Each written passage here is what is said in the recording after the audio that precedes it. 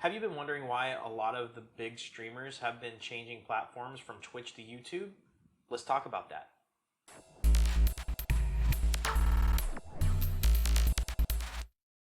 What's up guys, Dagan07 back with a new video, and today we're going to talk about my top 3 reasons streamers and content creators are making the move from Twitch to YouTube. We've seen in the past months that many of the top streamers from Twitch have been moving to YouTube.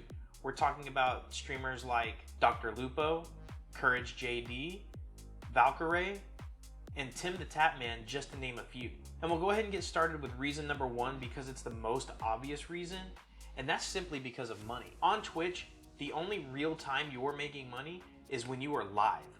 If you're not live, you're probably not making much money. However, on YouTube, you don't have to be live in order to generate revenue. A lot of the videos that people create make them money for a very long time. What this means is videos on YouTube live in perpetuity. They live forever.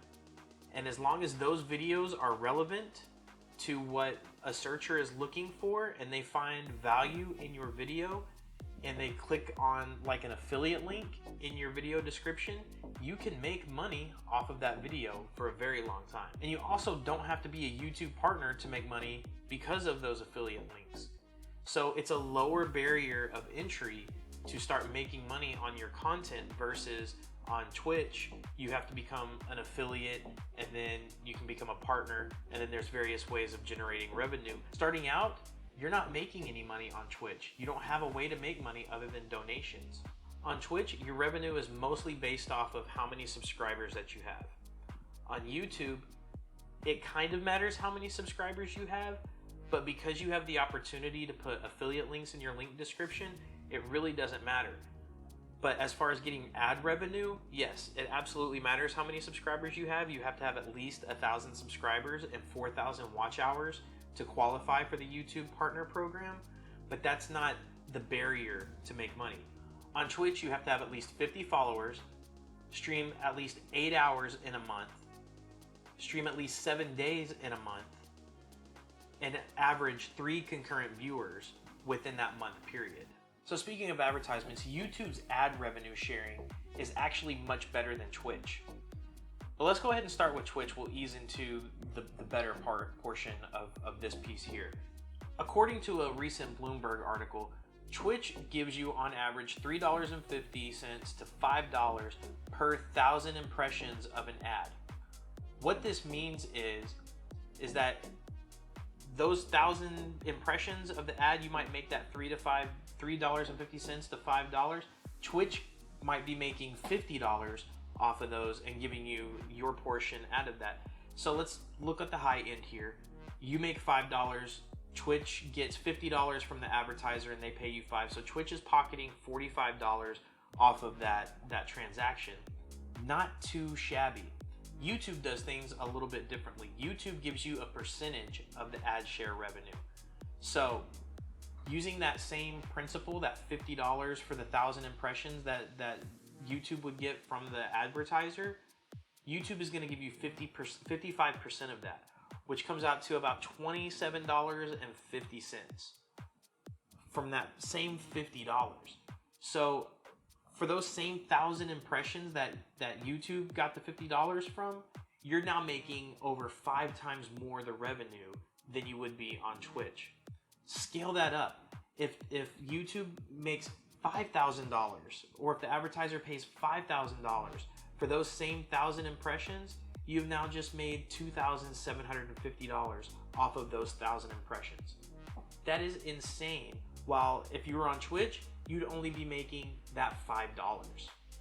So with those ads, Twitch is a very ad-heavy platform, and it serves them right because they're trying to make the most money for the platform as possible.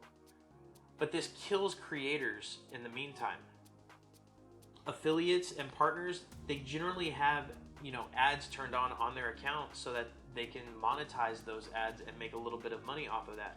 But for small creators, small affiliates, it's absolutely killing their channel because you have to watch a 30-second or up to 2 minutes worth of ads before you even get to see the creator. And that's detrimental to a creator's growth. Now you can turn them off. You can turn off the ads on your channel and not make any money off of it and try to get some viewership. But at the end of the day, a lot of people's goal is to generate some sort of revenue on that platform. YouTube, on the other hand, you might have to watch up to 5 seconds of an ad, or if you're like me, I have ad blockers on my browser that blocks ads completely, or I have YouTube Premium that I use as well that gets rid of ads. So you have those different scenarios, but for the most part, most people are gonna watch the 5 second of an ad, click that skip button, or 9 times out of 10, it's just a 30-second or a 15-second ad, so it's not so intrusive. Twitch's ad platform is super intrusive. Reason number 2 that Twitch streamers are moving over to YouTube. YouTube provides more creative option. You have 3 different types of videos you can post on YouTube. You can do live streaming content, you can do, your regular uploaded content, and you can also do YouTube Shorts. And the great thing about all 3 of those forms of content, you can monetize all 3 of them on YouTube. On Twitch, you really only have live streaming. There are things like premieres, and you can upload video on demands on Twitch, but again, they're gonna be gone within 14 to 60 days, depending on your Twitch status. And they're not searchable, which leads me to reason number 3, searchability and discoverability. YouTube is way more searchable and has way more ways to be discovered through YouTube and Google. YouTube is the 2nd largest search engine outside of Google. But with that, live content is inherently almost impossible to discover. It takes time for data to process. It takes time for search engines to compile the data and figure out the intent of the data and really build a platform and a narrative to be able to present that data to people who are searching for particular topics. Past streams, videos, and YouTube Shorts are searchable by Google's algorithm, as well as YouTube's algorithm. But having strong search engine optimization tactics does help out a lot too. And if you're interested in learning about search engine optimization for YouTube videos, I'll be creating a video on that in the very near future. If you have any questions that you'd like me to answer in that video as I'm creating it, please leave a comment down below and I'll try to get to them and try to get to as many as I can. Twitch's own in-app search is not very great. If you go search something like best COD player on PlayStation or best COD player on PC, you're gonna get videos on demand, you're gonna get bots. You're not even gonna get live content. And the problem with that is as I've already stated multiple times, that content only lives for up to 60 days.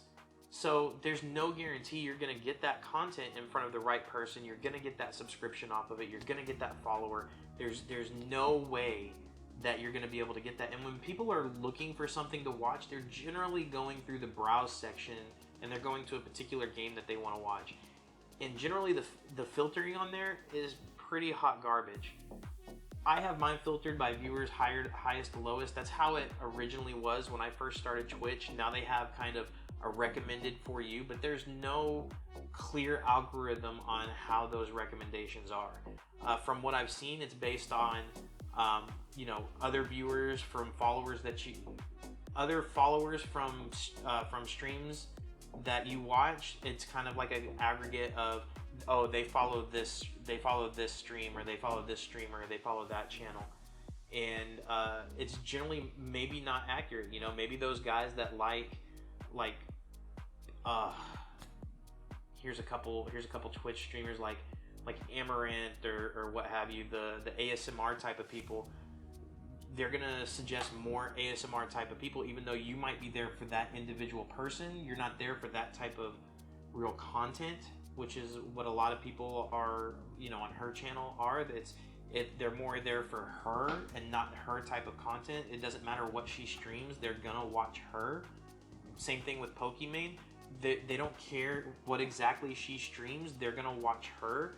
So their recommendations are based on the type of content that they put out, not the type of personalities.